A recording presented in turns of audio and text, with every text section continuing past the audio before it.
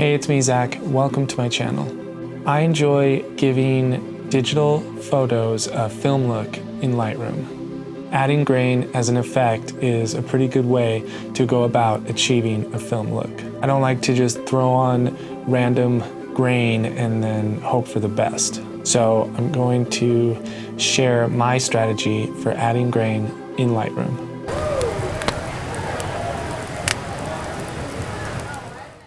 I like to add grain because it can look good on portraits, especially the skin texture. It can also help cover up digital noise and help achieve the film effect. This method seems to get me the right amount of grain for the way I like things to look. So let's go to my computer and check it out.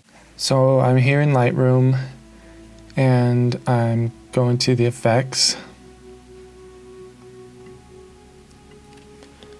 And then we have the grain right here. So how I start is I will zoom in pretty far. And then I'll take the amount and I will just turn that up all the way. The next thing I do is the size. And I think this is the most important part here is I will take the size up, and you can see how it gets really grainy and really mostly almost blurry. So I will slowly bring the size back down to the left, and then right at the point where it stops getting blurry, like right there, and I'll feather it up and back and forth a few times like that, and like right there for this picture, that seems to be in a good spot. And then same with the roughness, I'll bring it up. And for the roughness, I'm looking for something that matches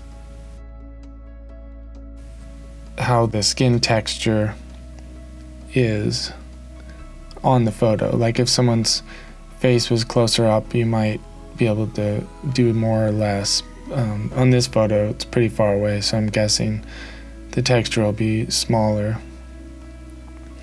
So yeah, I'll move it up and down, right about there, and that looks reasonable for a matching skin texture. And then the last step is moving the grain amount back down.